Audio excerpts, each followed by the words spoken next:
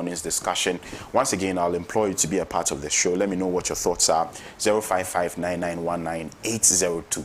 055-9919-802. This number is on WhatsApp, and so you can send in a WhatsApp text, and I'll read in the course of the show.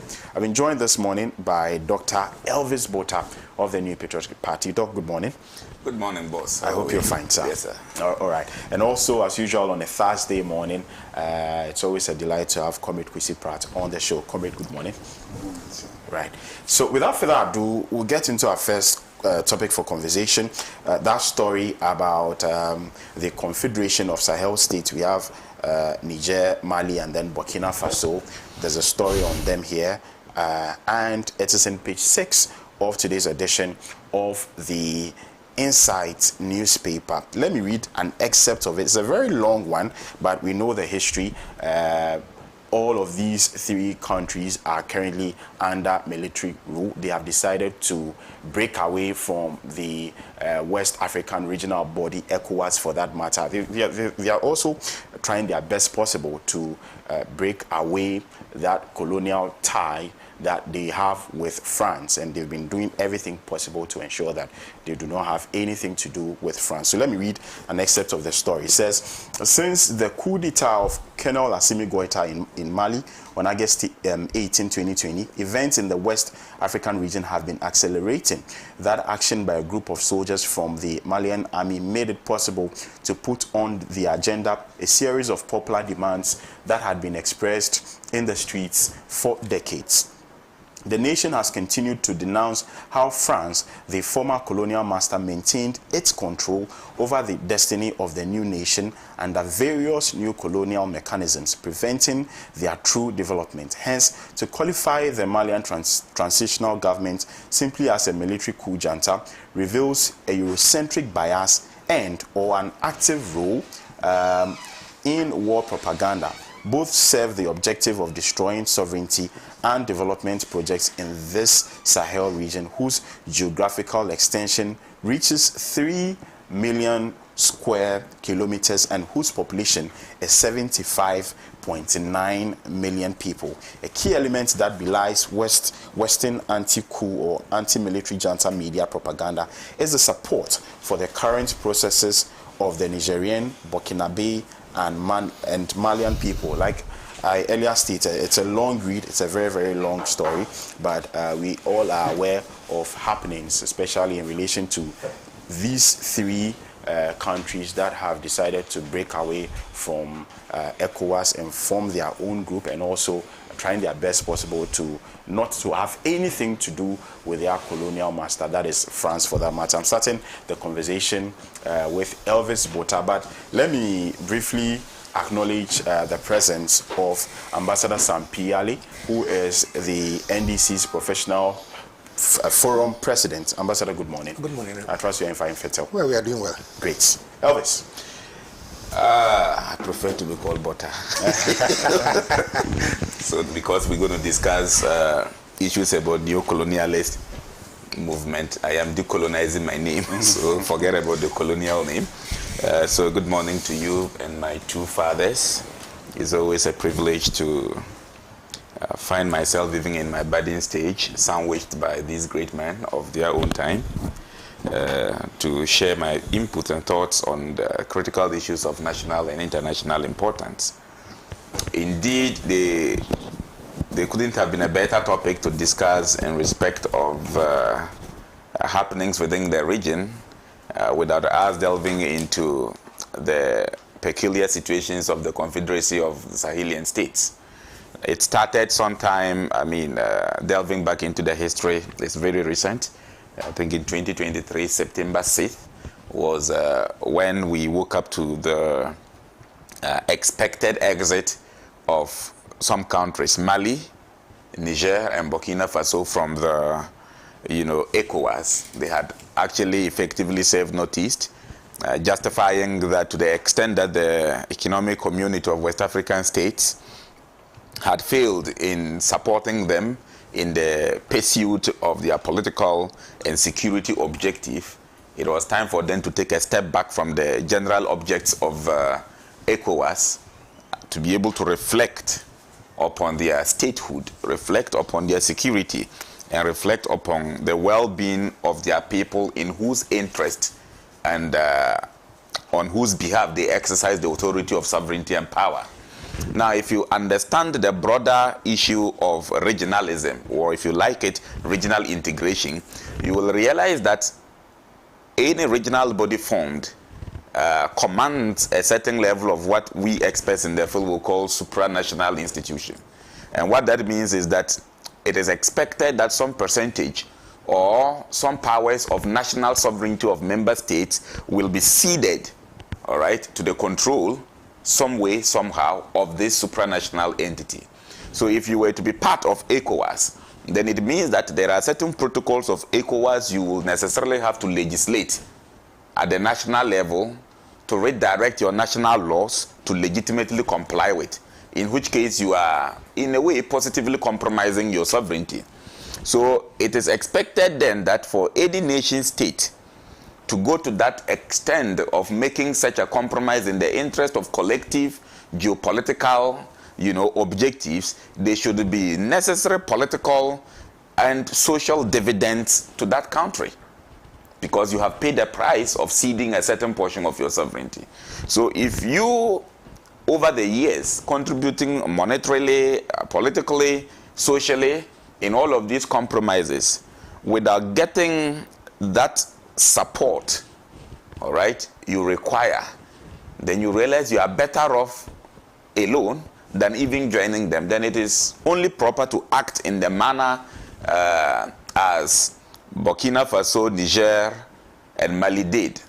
Now, the reality of the matter is that the formation of the Confederacy didn't just happen.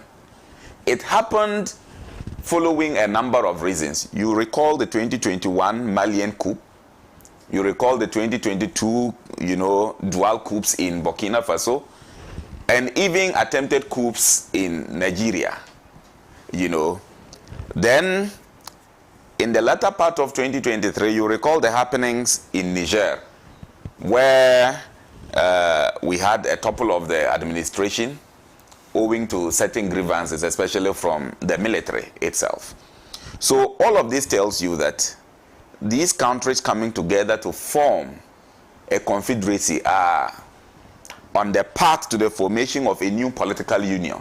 In essence, that is what confederacies are about. A new political union to advance the furtherance of their objects, economic, social, political, and in particular security, which they did not find in the happenings of the ECOWAS, which they hitherto were members to.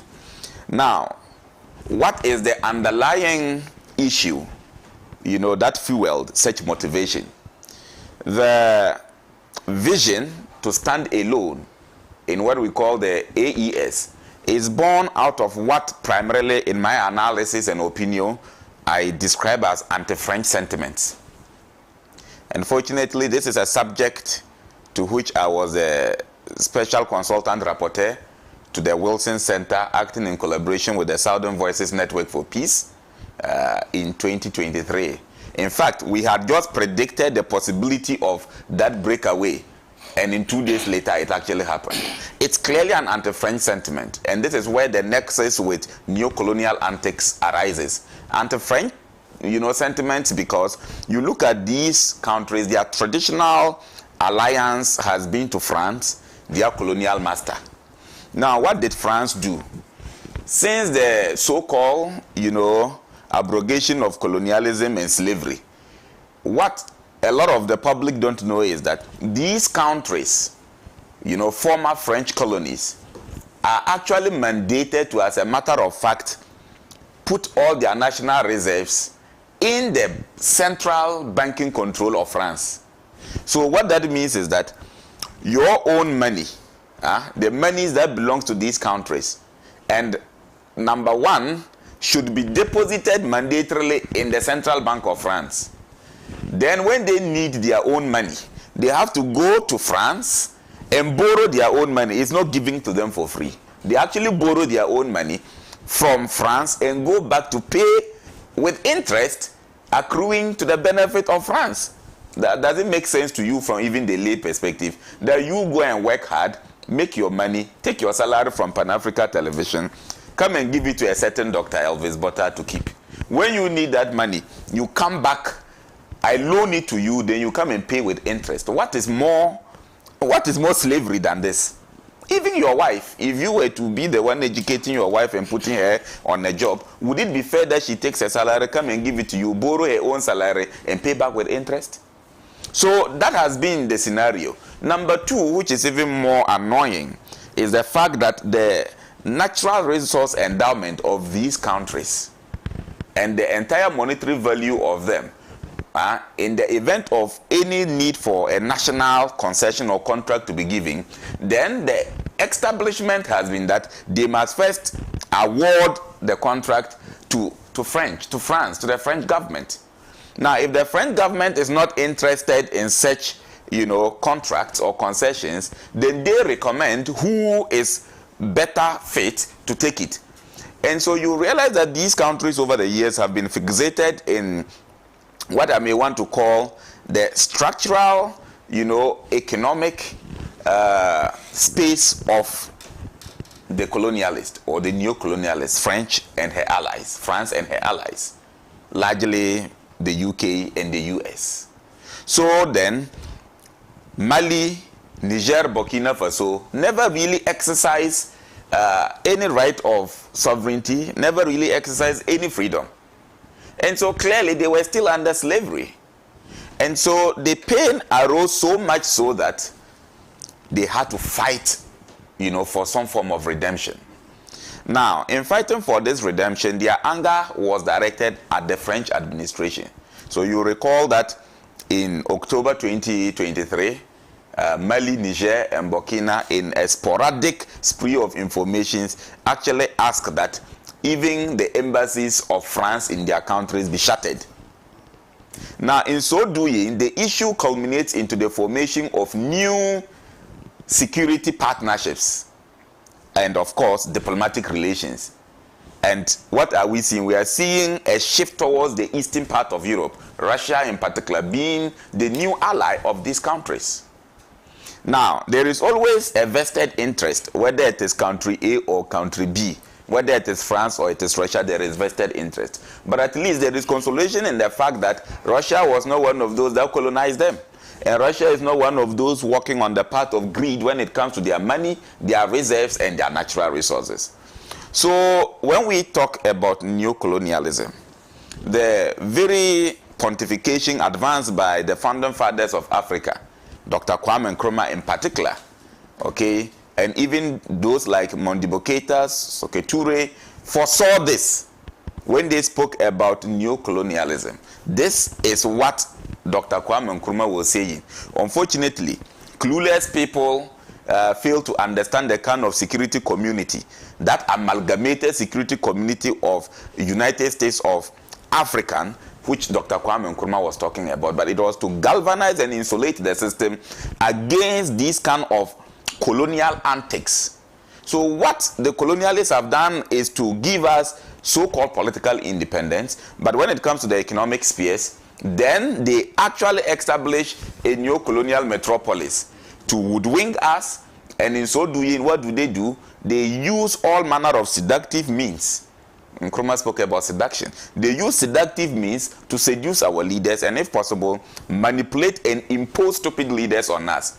It is why stupidity in the governance space of Africa never diminishes, because the neo-colonialists institute gullible people whose level of gullibility is so high that they are willing to sell their brother for bread, just as some chiefs send their own people in exchange of mirrors into slavery. So now, in a minute to conclude, you realize that it is important for the rest of Africa through the African Union to rethink our unionization and the regional integration efforts. The AU, okay, with all the intelligent people seated there, foolishly advances policies that are sponsored and financed by the EU, the French government, and the US government. And that is what breeds the system of diplomatic superimposition, where they tell you, okay, we'll finance your project, but these are our terms and conditions, and they superimpose those terms and conditions. It is time for us not only to praise the Confederation of Sahelian States, but it is for the rest of Africa to stand together. It's not too late to form, that kind of unionization Nkrumah was preaching. It's time for us to do that, and in particular looking at the geopolitical advantage of, the Sahelian region. It is really okay that we strengthen governance and security in that sphere to ensure that the Arab Maghreb region, which is a major trade bloc between Africa and Europe, is strengthened for the purpose of advancing a common market. This is what the colonialists are preventing, and that is why they never leave us in peace. Let's continue to fight, let's continue to kill if needs be, to ensure that Africa is free. Right. Thank you very much, Dr. Elvis Bota. Let me come to you, Ambassador Sampi Ali. Yeah, good morning, Les, and my brother Kwesi and Dr. Bota, as usually, as I expected of you. But before I talk about this external neocolonialism, let me talk about what is happening in my own country first, and in my own backyard. That is the Western region. Elvis, the Western region has given Ghana its all, everything, but it's the least developed region in the country. Worst of all, have you seen a statue that has been placed in the center of the Western region? Sekedi and Takrady are two cities, twin cities. Our center is a Fiam Kwanta runabout. And now here we have Akufo-Addo's statue there. Akufo-Addo is a president of Ghana, right? I agree. But what has he done for the people of the Western region that he thinks that he can put his statue in the middle of the Western region? For me, as somebody from the Western region, it's an abuse of my right. Don't we have our local heroes? Nana Kobenan Katia is there. Recently, my brother and friend, the man who did the Love Bridge in Africa, Paul Kwanzaa, we have our own heroes. Overnight, you just place a statue there. For what? But what is even worse is that President Mills constructed a road from Apollo Junction to the bypass. Then Akufo-Addo has named it after his father. It was Akufo-Addo Street. And many more of those things. Why? What have we done? You have taken our gold, diamond, everything. Now you are imposing your colonial mentality on the people of the Western region. We won't accept that for today and tomorrow. While the chief who said that it was a contribution for the chiefs, our investigation will reveal that no other chief, apart from him being informed that he should go and commission it, no chief contributed to that. And if any chief did, the youth of Western region will rise against that chief one day. One day. Why are we admitting a statute that does not connotate our aspirations? See, I am at pain recounting this. If you go to Sekedi Takrady now, all our industries have collapsed. And I was thinking that 33 million cedis that was used to build that effigy could have been used to at least revamp one of the industries for the youth of the Sekedi Takrady people. Well, but at the appropriate time, we will see whether this statute can exist forever. We shall see. You see, bad leaders give us the situation we are having in the Sahel region. Bad leadership. You remember, it was on this same table that we discussed the possibility of this Sahelian region breaking off. I think the same panel. Yeah, breaking off. Because Nana Akufo-Addo and his team had gone to Nigeria and decided that they were going to forcefully remove the heads of states that have been installed because of the coup d'etat. We want that was a very dangerous thing that they were going to do. Because our armies are not even strong enough to defend our own selves. Look at your country. Your country cannot even defend itself from Galamsey. Then you are going to Burkina Faso to go and remove a government. They didn't listen, but eventually I'm happy that they backed down from that nonsense that they were going to do. Now the people have formed a confederation, isn't it? And you see, look at the map. It's in the center of Africa. They have divided Africa into two. They have virtually geographically, they have divided Africa into two. And the northern part of Africa usually do not do business with us. And the southern part of Africa do not do proper business with all of us. So it is the West African sub-region which is at risk. If you take this block, what are the countries remaining? Ghana and Nigeria, the rest. What is their strength? Today, the records are indicating that Burkina Faso is developing at a very fast pace. Only yesterday, they inaugurated 2 aircrafts. Burkina Faso. Ghana, our aircraft was turned into a chopper. You see? If you look at the CDD report, it tells us that the youth of this country are losing hope in our governance system, and that they would prefer a military coup. In those days, in our days, but this was an enough threat. This should have been enough threat of information to the security that, hey, the youth of this country say they don't have confidence in your governance system. What would they have done? A coup d'etat. You know, yet our leaders are not thinking. We take a plane, go to America, and go and tell American government that Burkina Faso is threatening our security because they have brought in the Russians. It's only good that they didn't mind us, because they didn't take us serious. I was wondering, which head of state of Africa in the era of Pan-Africanism will go and report a fellow African to a colonial regime? What country are you? It's a stupid country which decides that there should be an American base in your country. You look at the geographical location of Ghana and its importance in the Gulf of Guinea. And you want to accept American base for $20 million. Right? The conditions in Burkina Faso that occasioned the coup d'etat are far ripe in Ghana than any other place.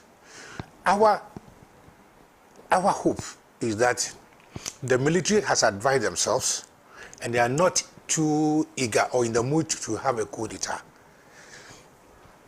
Which means that the next election that is coming is more of life and death for Ghanaians.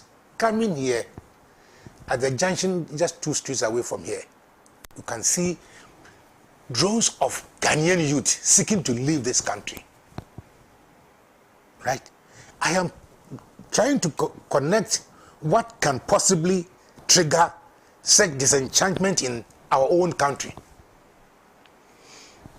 Today, who do we look up to as a country?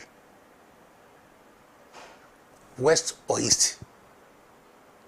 We are not doing well with the West, and we are not doing well with the East. Our northern section is Burkina Faso. Right, Togo. Left, Cote d'Ivoire. French countries. Right? Which means as a country, we should think on how to survive in the new geopolitics. But our president is not thinking about that. He's thinking about erecting signboards. I am all hearts up for the Burkinabes, the Malians, and the Chadians.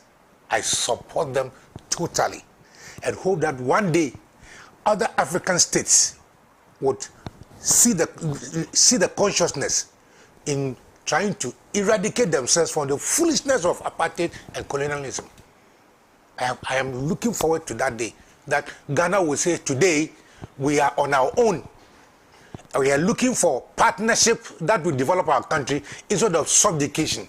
Thank you so much. Bless. Right. Thank you very much, Ambassador Sapiari.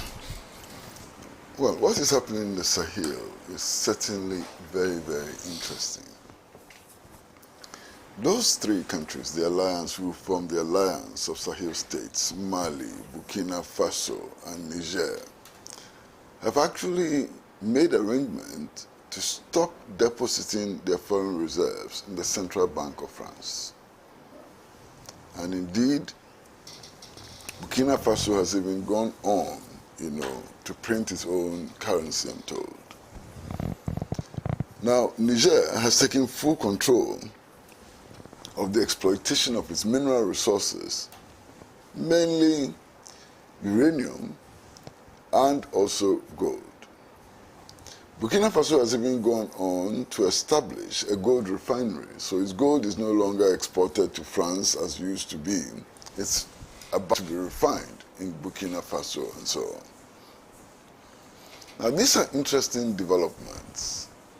Interesting developments because these measures ought to be have been taken at independence in order to break, the colonial link between these states and the colonialists, France, the colonial power, France.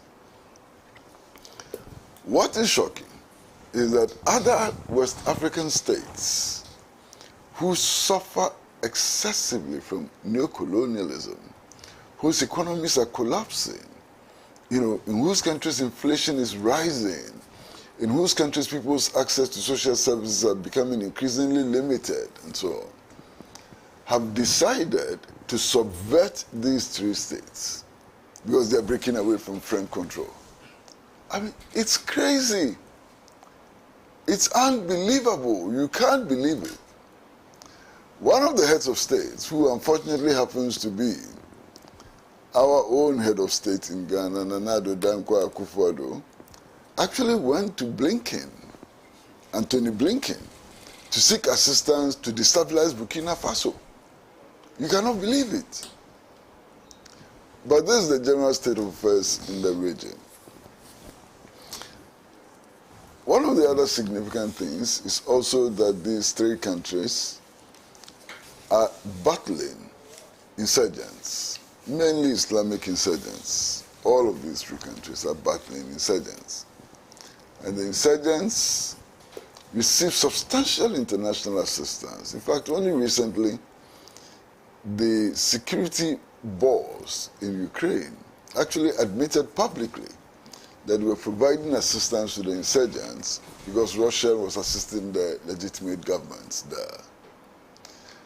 Now, this affront to the independence of Sahel states and African states has gone unpunished by the AU. It's gone unpunished by SADC. It's gone unpunished by ECOWAS. I would have thought that this should be regarded as a major affront for a country like Ukraine to be meddling in West African affairs and be providing intelligence and military support to insurgents in West Africa. But we are quiet. Nothing is happening. It has not been met with condemnation. You understand? And I'm worried about that. I mean, these puppet regimes that we have in West Africa and other parts of Africa clearly are not interested in protecting the interest of the people in West Africa, in the Sahel, and in Africa generally. And I'm deeply worried, by that. The other thing which is significant is that many of the countries in the region, in West Africa especially, are themselves becoming victims of Islamic insurgency, or so-called Islamic insurgency. The northern part of Benin has been attacked. Togo has been under attack, by these same insurgents. They struck in La Côte d'Ivoire a couple of years ago, and so on. And Ghanaian intelligence sources say that Ghana is not completely immune, and that some of these insurgents have actually set up what they call sleeping cells in Ghana, and so on. So it would have been sensible if all of these authorities, security authorities in all of these countries had united, with the security authorities in Mali, in Burkina Faso, and Niger to combat this threat, which is spreading, and so on. Unfortunately, we haven't done so. And are rather subverting, these three countries and so on. Now, for me, one other important dimension is that next week, progressive forces in Africa, mainly trade unions, women's organizations, youth organizations, socialist movements and parties, and communist parties and so on, are holding a big event in the capital of Niger in solidarity with the Sahel states. You understand? And this promises to be a major event, a really big event of solidarity, to show solidarity to the people of these three countries who are rallying behind their governments in protest against neocolonialism, who are rallying behind their government to dismantle the neocolonial structures, who are rallying behind their governments to dismantle foreign military bases in West Africa. Now, you won't believe it. I mean, the U.S. had this largest drone base in the West, in Niger. The largest drone base in the world was in Niger. Niger has dismantled that. All the three countries have expelled, foreign troops from their soil. I mean, Western troops from their soil, okay? Now, as a result of that, the Western countries are beginning to look up to other countries in the sub-region, mainly Ghana, La Côte d'Ivoire, and Benin. In fact, NATO is seeking to establish drone bases in Ghana, Niger, and La Côte d'Ivoire, and has asked for permission to do so. Now, it is up to the citizens of these three countries to resist that, to say no to foreign military presence on our soil, and to resist that with all the force that we can command. And in doing so, we need to learn important lessons from Niger, from Mali, and from Burkina Faso. I am very, very confident that the peoples of the Sahel and West Africa, Sahel and West Africa are not coterminous.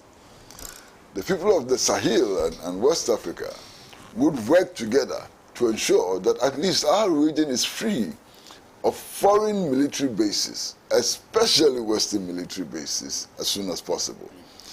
And that should shine a light to the rest of Africa to dismantle all foreign military bases on our continent, as Kwame Nkrumah and others, wish. We will succeed. I mean, I have no doubt at all that we are going to succeed. We will succeed, and the neo-colonial regimes in our sub-region, the neo-colonial regimes in Africa, ought to realize that their time is up. Right, thank you very much, you two can be a part of the show.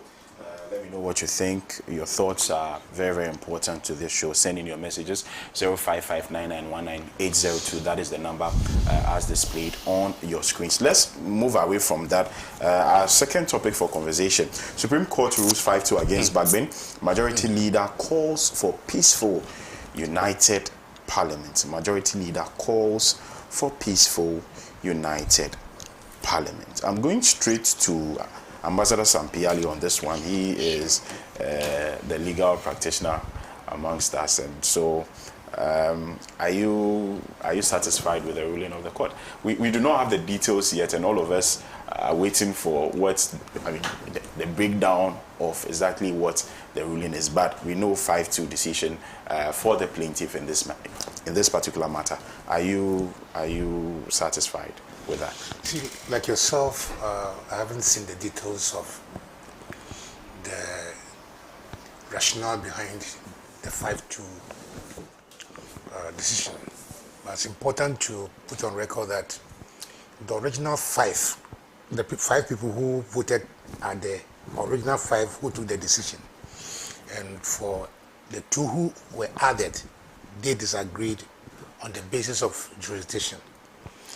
The comments I heard during their discussion was that they thought that Afenyomakin should have first gone to the High Court because it was concerned with the declaration of vacancy in Parliament, which is the original jurisdiction of the High Court. So the 2 of them had dissented on the basis of jurisdiction. But bless, what we are dealing with have moved from law, constitutionalism to common sense and politics. You see what I mean? We have less than 30 days to a major election. 23 actually. 23, actually. To be a major election. And that day is not even part of, should not be counted. So maximum 22 days. Yeah. And Ghana has been put into such situation just because a speaker has followed a precedent in parliament and applied a constitutional provision. Now what is going to happen? I mean, what happened in the courts, I don't want to discuss, but now what is going to happen is this. Are we going to have elections? Because the constitutional instrument that should guide this election has not been placed before Parliament. Again, the first quarter budget has not been approved for next year. As for the crave for granting tax exemption to some people, I wish that that would not ever be placed there. In all this, Elvis, I agree with you that leadership is what has led to this crisis.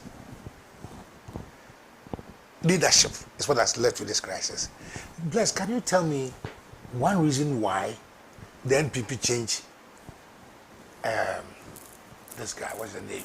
Chairman Samonso. Can you give me one reason why?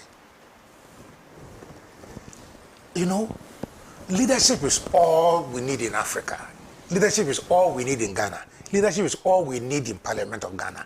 See, today, Afenyo Markin, who is the cause of all these problems, is asking Parliament for cooperation. Not so. And when they go to cooperate, that will be left to the Speaker to also be part of the cooperation. Look at Afenyo Markin in a press conference, basically insulting the press and the Speaker of Parliament. Has the Speaker of the Parliament ever said that he was a monarch? What has the Speaker done that warranted such unprintable words used by Afenyo Markin? I think that the first thing that Afenyo Markin should do is publicly apologize to the Speaker. Because Afenyo Markin could be a son of the Speaker, isn't it? In law, we don't insult even our colleagues, much more our seniors. How can Afenyo Markin, who left the law school just a few years ago, ever have the audacity, my friend Professor Thomas said, cockroach audacity, to say utter such words against the Speaker of Parliament? Bagby's role as a parliamentarian is unparalleled in terms of length of service. No other person in Ghana surpasses Parliament. If nothing at all, you should respect him. But Afenyo Markin, intoxicated by power, which power was not given to him by his mother or father.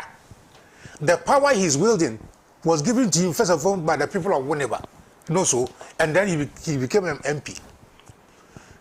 Now arrogates to himself to be called a majority leader is a bona fide. Right? When lawyers say bona fide, it means that something that nobody can take away from him. Bona fide does not only attack the Speaker, does not arrogate himself an intoxicated power, but has the guts also to even attack journalists. Bless. If even a journalist has made a mistake, he was on live broadcast, isn't it? Then you come from your car to interrupt the Speaker at the press media. Not only that, you remember what he did to the Joy newsman during the press conference. But you see, in all this, the Ghana Journalists Association is quiet to set monumental attacks on their members.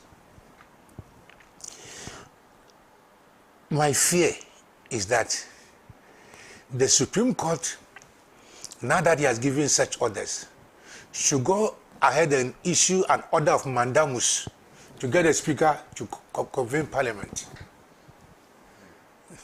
And if he convenes Parliament, also issued an order of mandamus on the members of the NDC to appear before Parliament. So what the Chief Justice sought to prevent in her advice, Parliament is not sitting. We are in a constitutional crisis. Since then, has the Parliament sat? Bless. Has government business been conducted? You see, when leadership loses their common sense, this is what happens. What I thought the Supreme Court would have done was that, look, this is a sister organization, and that there should be alternative dispute resolution. What stopped the Chief Justice, for instance, for telling the President, Mr. President, this is likely to create a constitutional crisis in Parliament. So let us all as leaders, Speaker, President, and then the Chief Justice, even the three of them could have sat down to iron out this before they come and call the parliamentary leadership. No, everybody wanted to show law. But law alone does not rule a country. Law alone. So now here we are. 23 days to election. Who are you going to call from Damongo, Yapekusogo, to travel all the way to Accra to come and sit in Parliament to approve your tax exemption? Who are you going to call? So, last time my friend was saying that to recall Parliament was going to cost 1 million cedis. Who is going to pay? The one they wasted, where the MPP people didn't attend. Are they going to be surcharged for such loss of people's money? I am grateful to God and pray that we have just less than 30 days and all this should be over.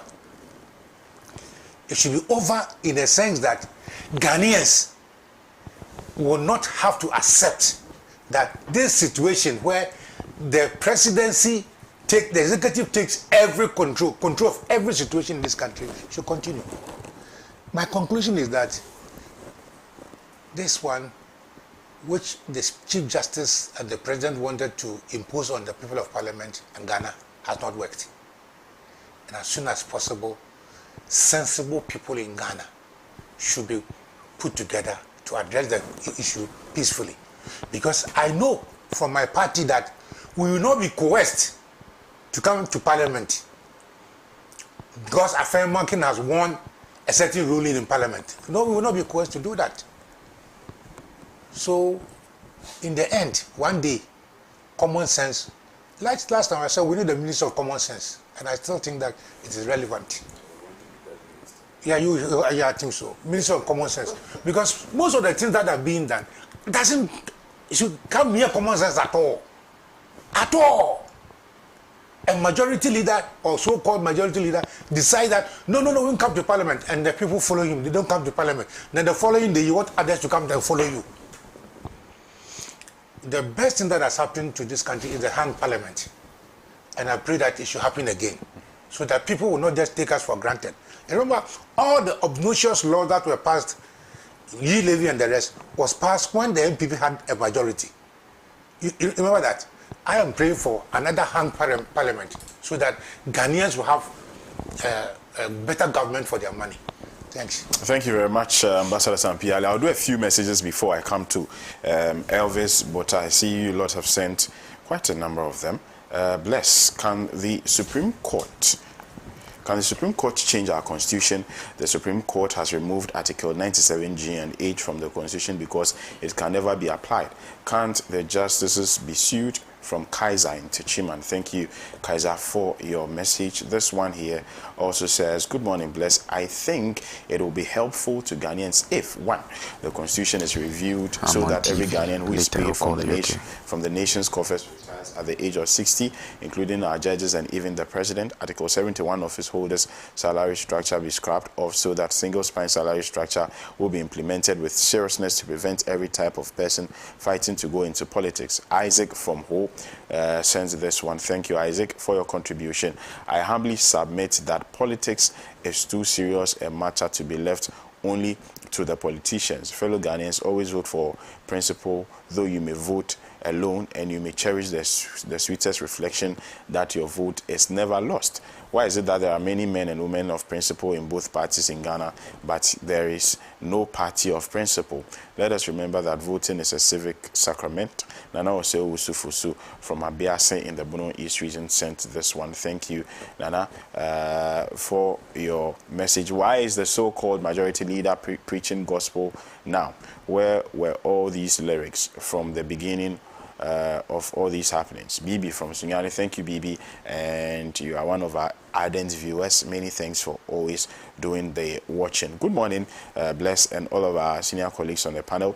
Please, can the Supreme Court force the NDC to come to Parliament? These judges don't think about Ghana. Kofi Owusu from Inshia, thank you, Kofi Owusu, for your message. Good morning, Bless.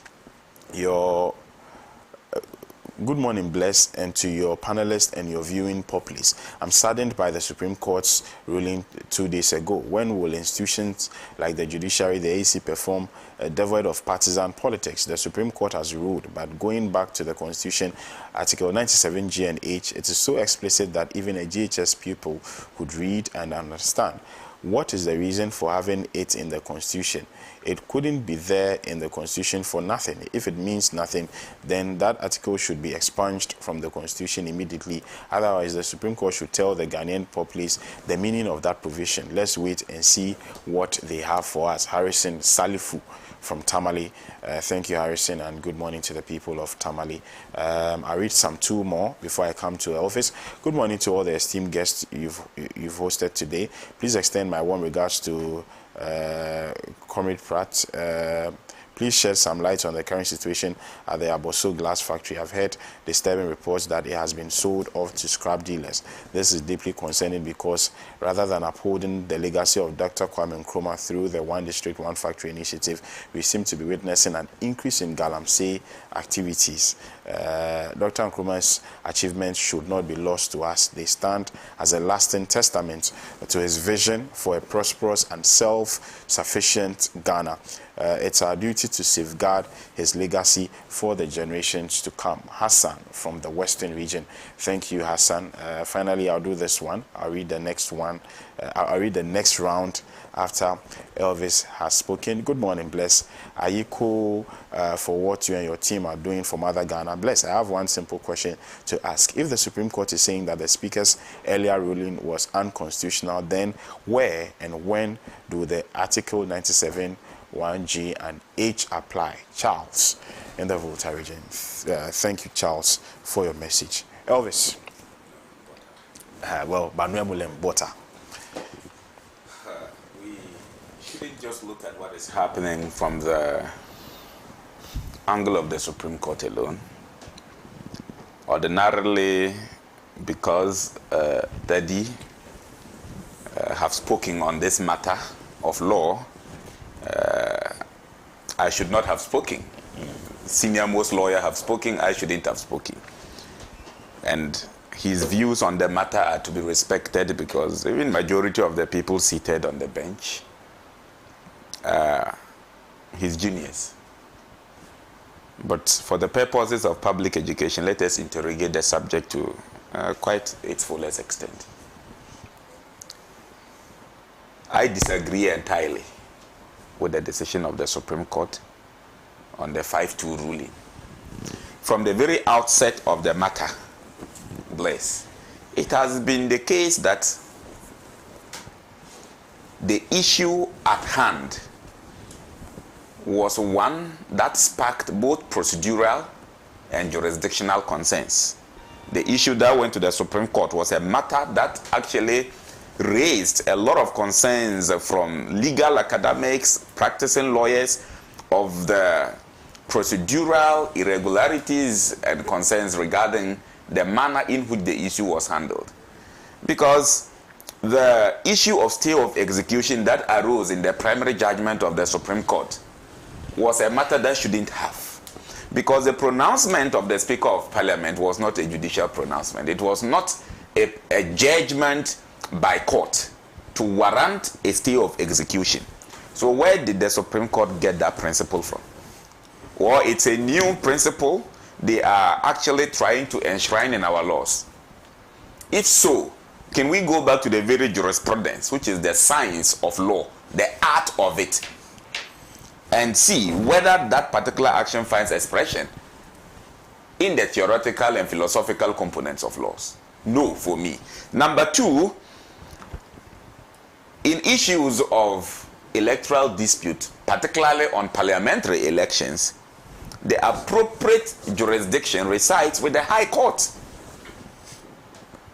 So, my party and my majority leader in parliament, who is a lawyer himself, should have understood that a good point of start would have been the High Court. Why did we not go to the High Court and ended straight at the Supreme Court? Now, in the Supreme Court's own public hearing of the matter, which was live, by the way, I listened, I think I was traveling, but I listened with so much attention. And the argument of the court was that in trying to justify why the matter was actually admissible, was the fact that because there were contentions in Parliament over the decision of the Speaker of Parliament, the original jurisdiction of the Supreme Court had been invoked. Again, that cannot be true, because the original jurisdiction of the Supreme Court is only invoked where there are critical contentions about issues of interpretation and enforcement of the Constitution or a constitutional provision. If the provisions or the letter and spirit of the provisions of Article 130, Clause 1 of the 1992 Constitution is anything to go by. Now, did the issue in Parliament really instigate issues that were shrouded in constitutional non-clarity? No, because Article 99 is very clear on the fact that we could resort to the powers of the High Court on this matter, and if we weren't satisfied, we could then go to the Supreme Court.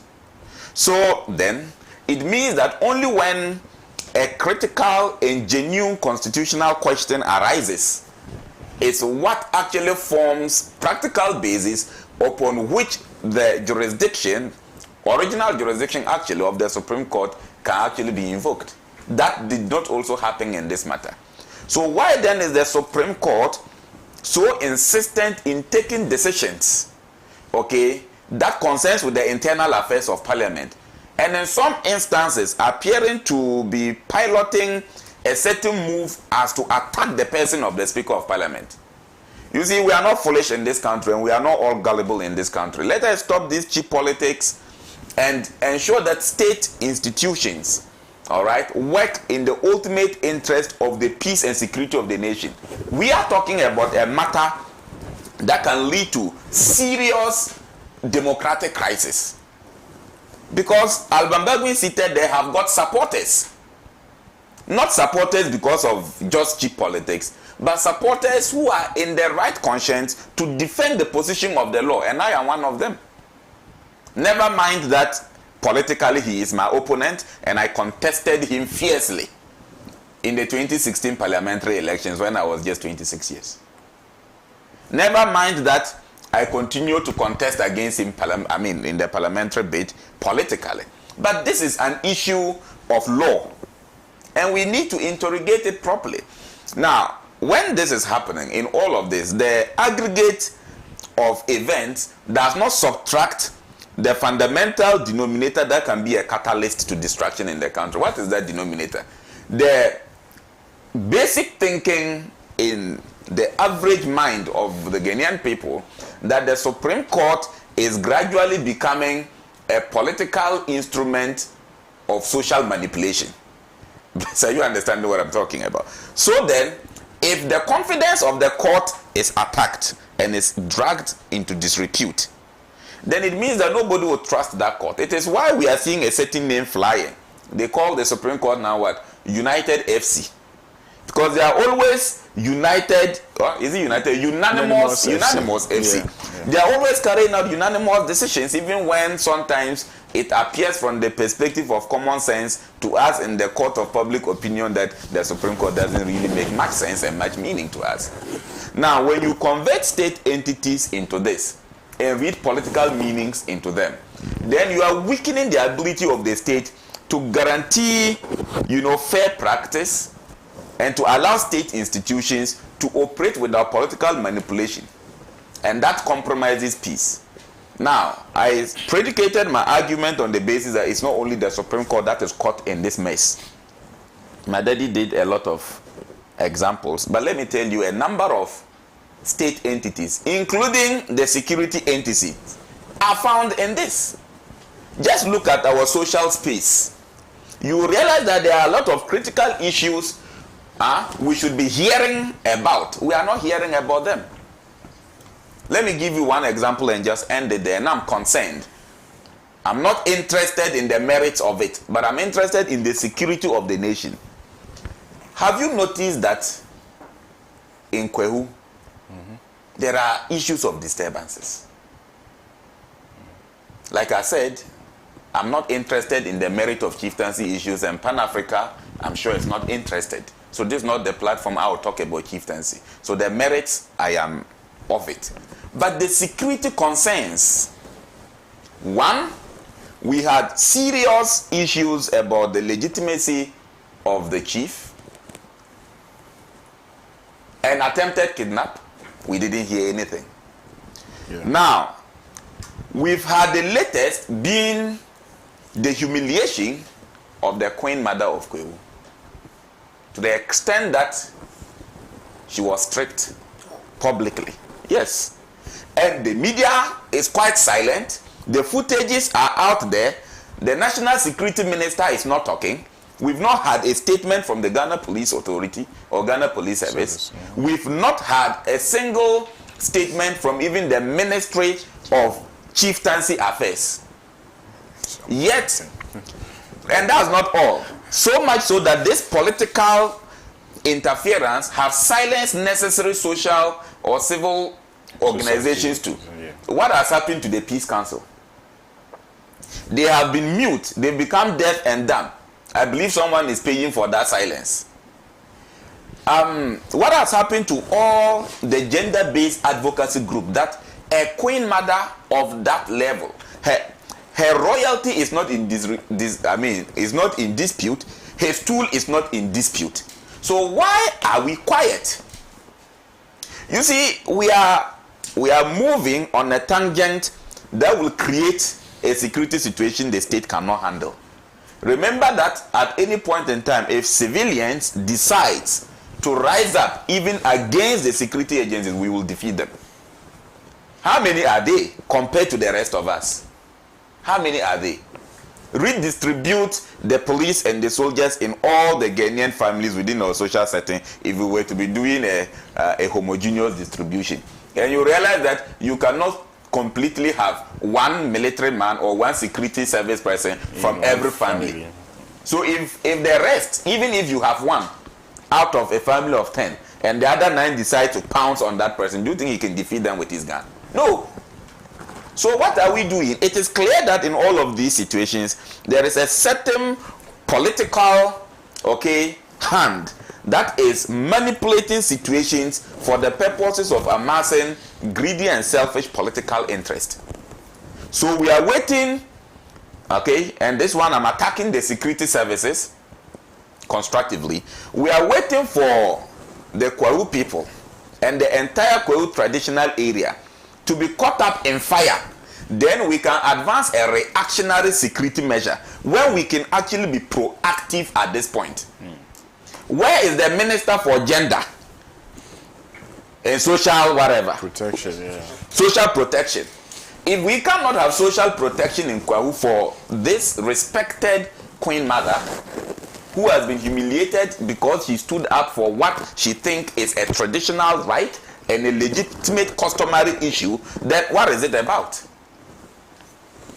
So clearly, we've advanced ourselves to a point where partisanship and cheap politicking have shrouded our knowledge. And that is why I mostly talk about the silly application of common sense. In this matter, Jubilee House is quiet. In this matter, all the agencies that should take necessary actions are quiet. Yeah. Okay, the Queen Mother also has a following. The Queen Mother also have children. The Queen Mother also have got loved ones. When we also rise up to do the untoward, will these state institutions have the moral right to speak? We saw what happened in Dabo. We saw a lot of chieftaincy issues in other places. In this country, security issues are more of conflicts in the chieftaincy domain. Can we have a reconciliatory system? Can we have an arbitration, an alternative resolution system that foster peace and cohesion? It will help us than the cheap politics. If the country bends, nobody will sit at the Jubilee House to rule over ashes. I end it here. The Supreme Court, an advice is hereby saved. Thank you very much, Dr. Elvis Bota. I'll do some few more messages. Good morning, Bless, and your panelist. I'm Kaiser from Techiman. My greetings to Uncle Pratt and my brother Elvis. I miss him. It looks like we are being governed by the Idi Amin of Ghana. What he wants is paramount, nothing else. The EC and the Supreme Court are controlled by the Idi Amin of Ghana. My brother Elvis should reach out. Thank you very much. Okay, thank you for your message. This one here says that Elvis, you've always made my day. Your level of objectivity is unmatched. Keep it up, bro. God be your helper. Okay, you didn't tell me your name. Okay. Good morning to you all. Madam Jane Mensah should know that she's holding the key of peace in the country now. We should she deny the CSO's accreditation to observe that? Why would she deny the CSO's accreditation to observe the 2024 elections? Jane, you and your staff should be mindful and do the right thing for the good people of Ghana. We want free and fair elections before, during, and after. Come December 7th, 2024. From Amos in Asinfosu. Thank you, Amos, for your message. This one here says that my name is Fusaini Sani from Asaman Kese. Good morning, Bless, and your panelists, especially Uncle Kwesi Pratt. Bless, what is wrong with the Supreme Court? First holding Ghanaian's birth certificate, first ruling that Ghanaian birth certificate does not make you a Ghanaian, and now another uncommon sense ruling. But I'm happy I did not study law but accounting, else I will burn my certificate this morning. Good morning. Well, right. Good morning. The Supreme Court's ruling is a terrible precedent that needs to be reevaluated.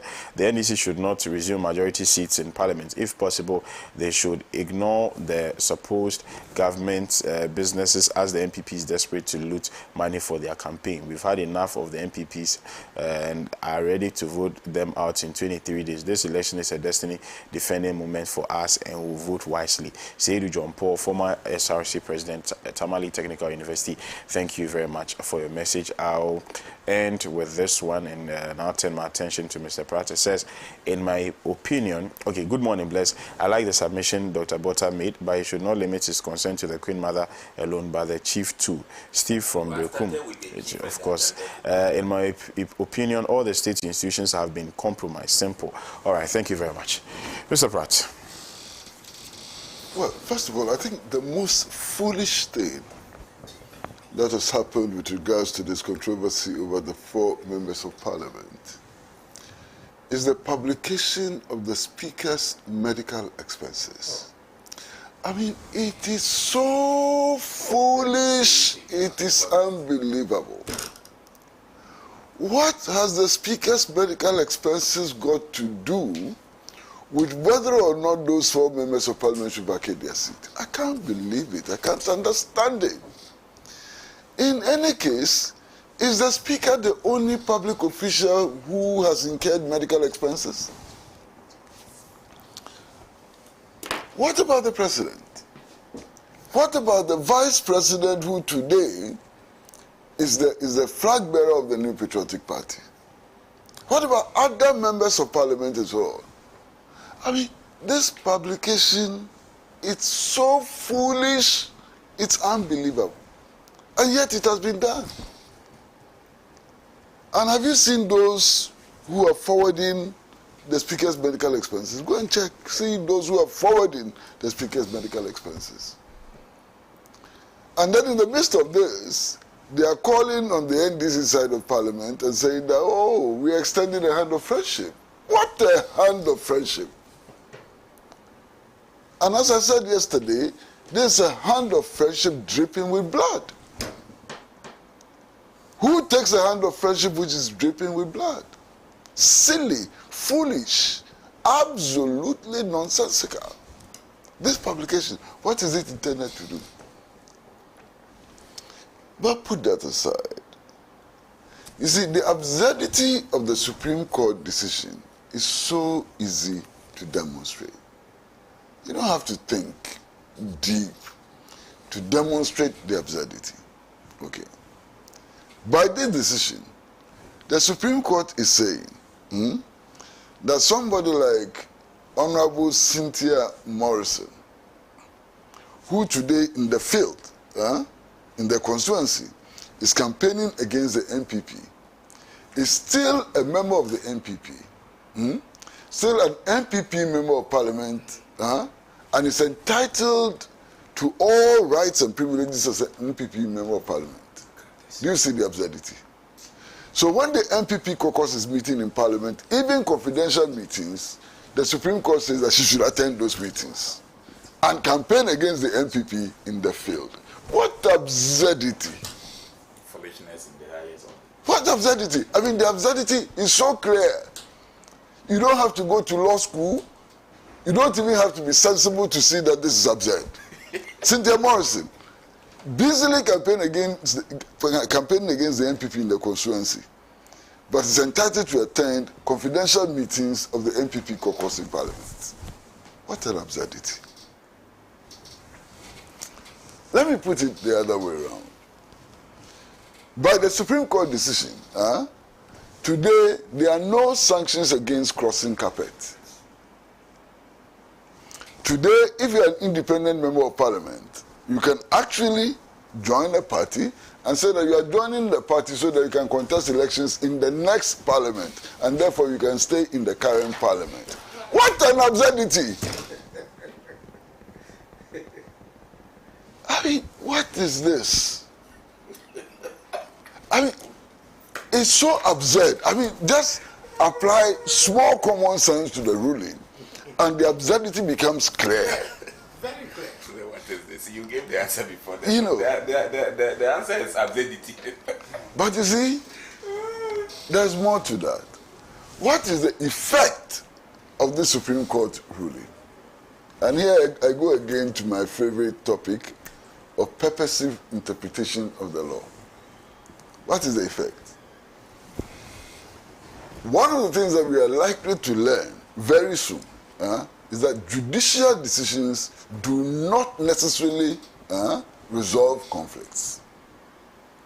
And I'll give you the case of Boku. There have been so many judicial decisions, the conflict is raging. 30 people are now dead, and so on. So judicial decisions do not necessarily resolve conflict. Now Supreme Court has made a decision. When will Parliament sit? When will Parliament sit? It's made the decision, fine. When will Parliament sit? As a matter of fact, Parliament is supposed to adjourn tomorrow. Until after the elections. So the Supreme Court has made a decision. When is Parliament going to sit? How is Parliament going to sit? Let us say that the minority, majority, whatever, triggers the process for petitioning the Speaker to recall Parliament. So Parliament is recalled. The numbers do not add up. No business can be done in Parliament. What has the Supreme Court done? What's the effect of the Supreme Court decision? So what is the effect of the Supreme Court decision? When Parliament cannot sit, it cannot compel Parliament to sit. There's this thing about which side NPP will sit on and which side NDC will sit on. The Supreme Court cannot enforce that. In Parliament, you think the Chief Justice can compel any of the sides to sit anywhere, left or right, and so on? It is not possible. So what is the purpose of the Supreme Court decision?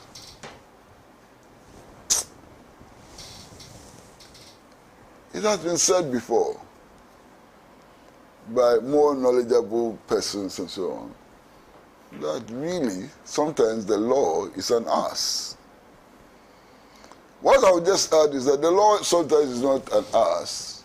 It's a very, very fat ass. Master, I've finished.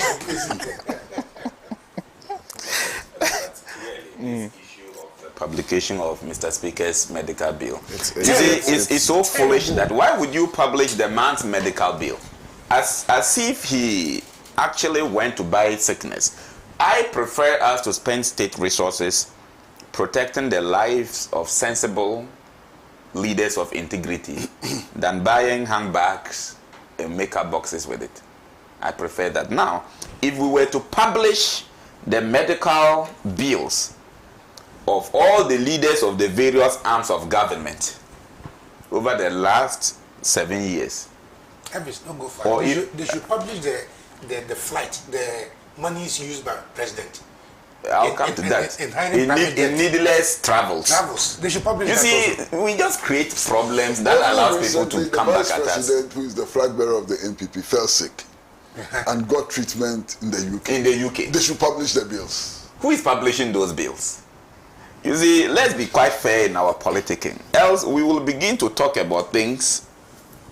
We've heard other statements on this matter that sometimes are even sounding very tribalistic and very ethnic. But we're not going to go there for now.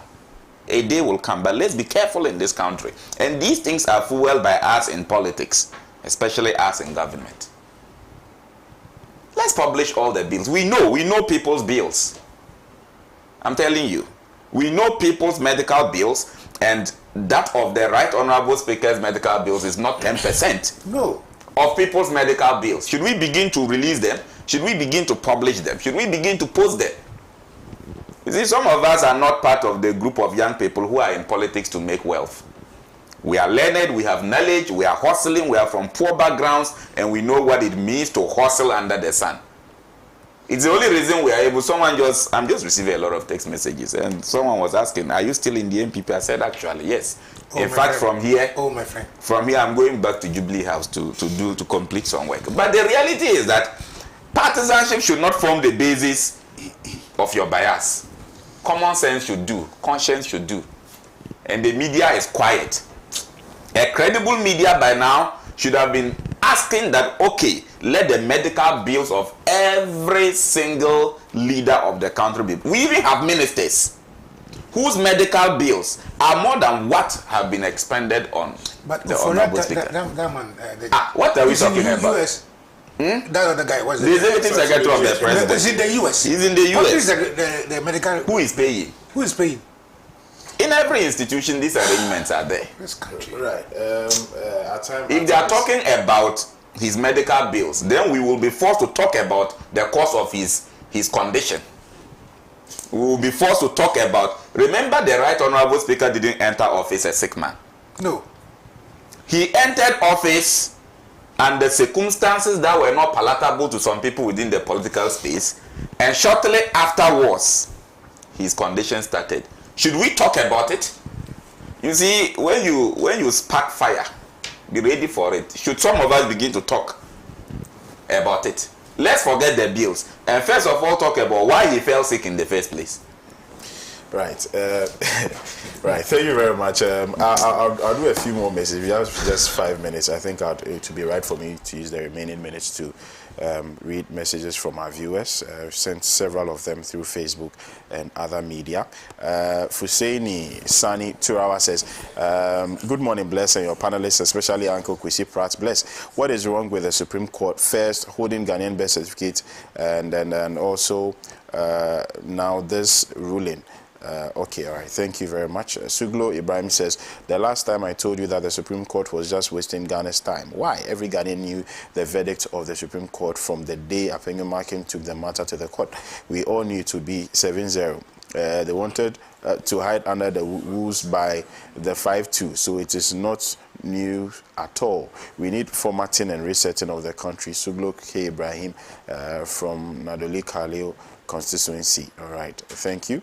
This one here says that, good morning, Bless. Today's panel is just on point. You have made my day with the men of integrity in the studio. My regards to all of them, especially my brother Elvis Bota. My concern is that in recent times the president has exhibited acts that are not his business, poking his nose into Burkina Faso, Cote d'Ivoire issues. This could have brought an inter-country instability to Ghana. I'm just happy that his time is up and he would retire in peace and leave Ghana into a super competent JDM to correct his wrongs. Okay, thank you for a message. Edward Dugbaza says, how much has government spent on Asante Bedi? George Stevenson says, in fact, I'm very ashamed of this Supreme Court. I'm not a lawyer, but my common sense could have solved this issue. Let me proceed to some WhatsApp texts that you have sent us. Bless. The media really have to help GM to be the next president. Things are bad under this government. Seidu John Paul, thank you for your message. Good morning, Bless. I am Osman. Tell my brother, Dr. Elvis Bota, I'm proud of him. God bless him.